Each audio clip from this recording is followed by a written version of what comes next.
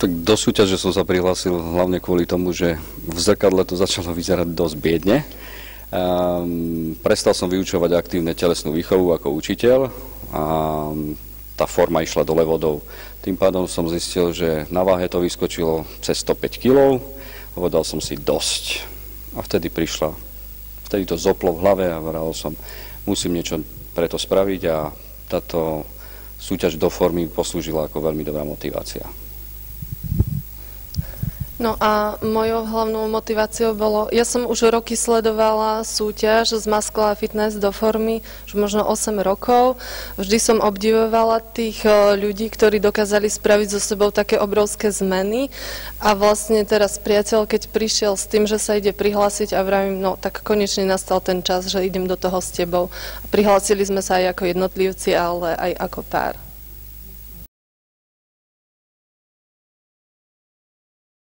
Tak trénujem priebežne celý život, nejaký športom sa zaoberám, ale takéto odborné veci ohľadne cvičenia, to som mala od priateľa.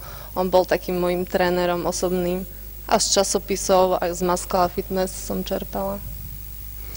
Tak ja som vyštudoval fakultu telovýchovného športu v Bratislave, takže ja som telocvikár vyštudovaný, takže o stravovaní som toho vedel dosť. Preto mi to bolo aj tak, že som to chápal ako na hanbu, že vyzerám 105-kilový, mám o tom kvantum informácií, ale nevyzerá to tak, ako by som ich nemal, tie informácie.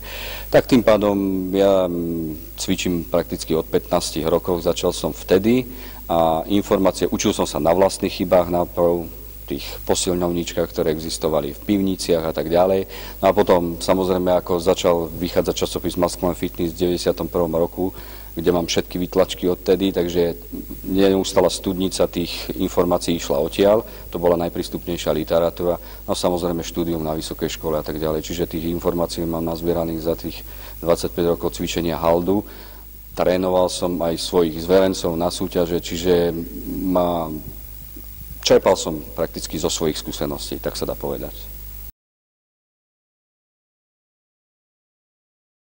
No, určite. Pre mňa najväčším problémom zo začiatku bolo zmeniť jedálniček a vzdať sa takých mojich najväčších chýb, hlavne sladkosti a prehreškov. No, tak ten prvý mesiac som tak viac menej bojovala sama so sebou, že myslela som si, že môžem ostať na tej strave, akej som bola predtým, že zvýšim fyzickú aktivitu a že to pôjde dole, ale nebolo to tak. Schudla som len 2 kilá, ktoré som potom po mesiaci opäť nabrala, keď mi deti ochoreli, keď som ostala s nimi doma. A potom som ozaj pochopila, že keď vážne chcem niečo dokázať, tak musím siahnuť v prvom rade na tú stravu a potom aj ten tréning.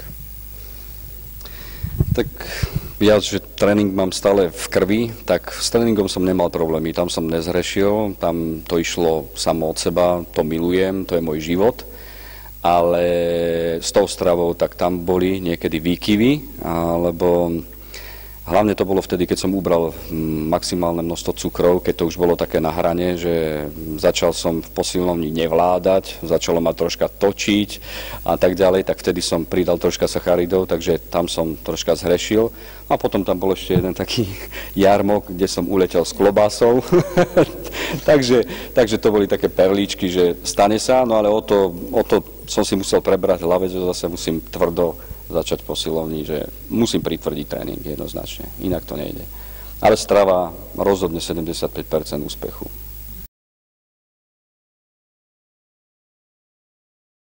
Ja by som si chcela udržať postavu, ktorú som si v podstate tvrdo vymakala, aj keď ten rozdiel tam možno nie je až taký veľký, tých 9 kg, ale predsa boli tam veľké prekážky, aj moja choroba, 2 týždne na antibiotikách.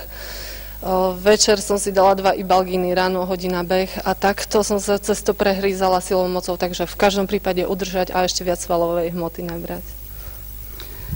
Ja tiež som v tej kategórii, keď by som chcel ďalej pokračovať, aj možno kulturistickú súťaž, nejakú tú klasickú kulturistiku, to už som v kategórii Masters 1, tak pokukujem potom ďalej, že niečo by som išiel o level niekde vyššie. Uvidím, ako mi to pôjde, aký bude zdravotný stav, ako sa budem cítiť, lebo predsa už klbové spojenia za tie roky už dostali zabrať a uvidím, ako to celkovo pôjde. Cítim sa teraz výborne, som v kondícii, vládzem zároveň s 20-ročnými chlapcami, to je pre mňa motivácia ďalšia, proste ísť napredovať a udržať to, čo som nadobudol teraz.